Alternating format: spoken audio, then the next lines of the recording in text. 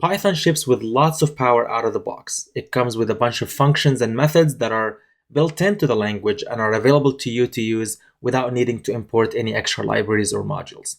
And it also has a bunch of other functions that are packaged as a standard library that you can import into your code. And in this video, we're going to touch on both of these. Remember this snippet of code where we had an array of numbers and we had to use the for loops to iterate over this array to calculate what is the total number? In this snippet of code, we already used two of the built-in functions that comes out of the box for us in Python. The obvious one here is the print function. This is one of the standard built-in functions that you can use without needing to import anything. But the other one that we also used here was the length function. This basically takes in an array or a list, and based on that, it figures out how many elements there are in this function. Now, it turns out this is not really the best or the most efficient way to calculate the total and the average, because we already have two other built-in functions that we can use here. Let me just go ahead and execute this cell to get this result. Then I'll go ahead and create a new cell. And in that cell, I'll just do print. And then the built-in function that I want to use is called sum. All what this function needs is basically an iterable or a list or whatever it is that you're trying to add up. In this particular case, we're trying to add up the list of scores. If I just execute this cell, here we go, we get the total without having to do all this, creating an empty variable and then looping over the numbers one by one. And if we wanted to calculate the average, basically replicating the same statement again, I could just do the total is the summation of scores, and the average is basically whatever that new total is, or the summation of the scores divided by the number of elements that we have in this array. So if I execute this, we basically get that same result from the previous print statement here. Other interesting functions that we can play around with here is the minimum function. So I can actually do print minimum of scores. So it will return whatever the lowest number that we have in this array. We could do the same for the max. So give me the max number that we have in this array of scores. And if I execute this cell, we get them both 78 and 94. And if we look at the list, that is actually the minimum and maximum. And the list goes on and on with all the other built-in functions that we have in Python. Now, let me switch gears a little bit and talk about built-in functions that we could use, but for those you have to import them from some of Python's standard libraries. Let me switch this to a code cell. And here I'm going to demonstrate the math standard library. To do that, I'll do import math. And so, for example, if I wanted to calculate what is the square root of a number, I could do math dot square root, and then whatever the number that you're trying to do here. So if I do 4 and execute this cell, we get the number 2. And you could also see, as I was trying to do this import of math dot, as soon as I hit the dot, Visual Studio Code is showing me a bunch of the other methods that we can actually use here, a bunch of the other functions that we could use here. So we have the ceil, floor, infinity, if you want to basically get a reference to an infinity number for whatever mathematical purposes you're trying to do. There is also the pi. This gives you the value of pi for your mathematical operations, and so on and so forth. So if I just wanted to demonstrate the ceil and floor, so when it rounds up, the ceiling is basically rounding your number up to the closest whole number. In that case, it was 3. However, if I use the floor, it is rounding down the number to the closest integer value. Also, as I mentioned, the math library here is not only exporting or providing you with a number of functions, but it also is providing you with a bunch of values. So if I do math.pi and execute the cell, we basically get the value of pi as a number. Notice here I did not have to do the open and close parentheses, because here I'm not executing a function, but rather just getting a value back from the math module here. One other standard library that we could use is called statistics, and I'm gonna do import statistics. And this library here does have the method to basically calculate the average or the mean for us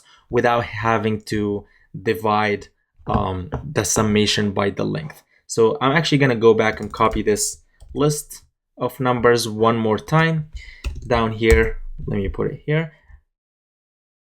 And down here, I'm gonna print the statistics. Oops. Statistics dot mean, and provide it with the list of numbers.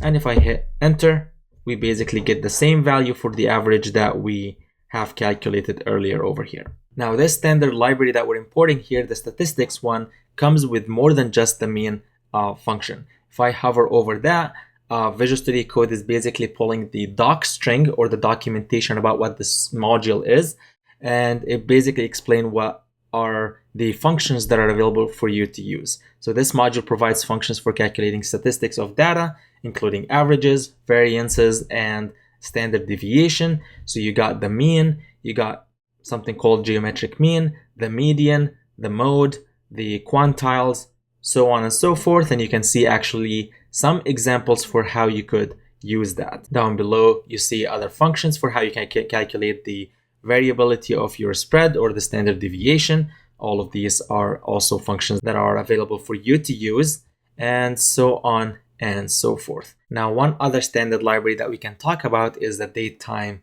standard library. I'm gonna go ahead and create a new code cell, and I'll do from datetime.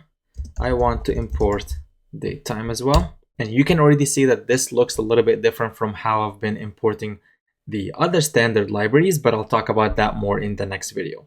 But for now, let's go on and let's create a variable and let's call it now. Now is going to equal whatever the datetime object is, and I'll call the now method on that. So from the datetime class that I'm importing from the datetime package or module here, I am using the now method. And if I go ahead and print now, this is a variable, we should see the current date and time at this second. Now, there are other methods that we can also call on the object that we've just constructed here.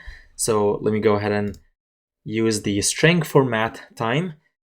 And what that would look like is print whatever the variable is. And this is an object, so I'm gonna call the string format time. This method here takes a coded string format that basically describes how do we want the output to look like. This link here is a cheat sheet for all the different format codes that you could use. So for now, let me just go ahead and do, if I wanted to see the year first, followed by a dash, and then the month, and then the day, and went ahead and executed this cell, we should get this format. We could also use it to show us the time. We could also use it to spell out the name of the month. So I could also do print now dot string format time, and we could do B, I believe is the name of the month, comma, and then let's put the day. So that should look like the following. Another class that we can also import from the datetime standard library here is called the time delta. Let me go ahead and execute this cell. That way we actually execute the import of the time delta.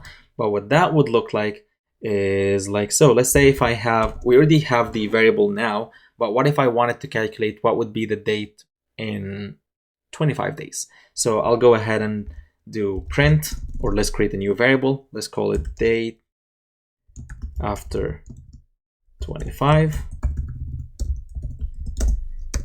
And this will be whatever the value of now is plus time delta. And here you can provide days, seconds, milliseconds, minute, whatever. But for now, we'll just stick with the days. So after 25 days, we are going to get something. But let's go ahead and actually use the format or the formatted time string. That way we can see it in year, month, and day. If I go ahead and execute this cell, here we get that in 25 days, it'll be September 18. Python is incredibly powerful, and what we've covered here is just the tip of the iceberg, barely scratching the surface. So get curious, start experimenting and exploring, and see where Python can take you.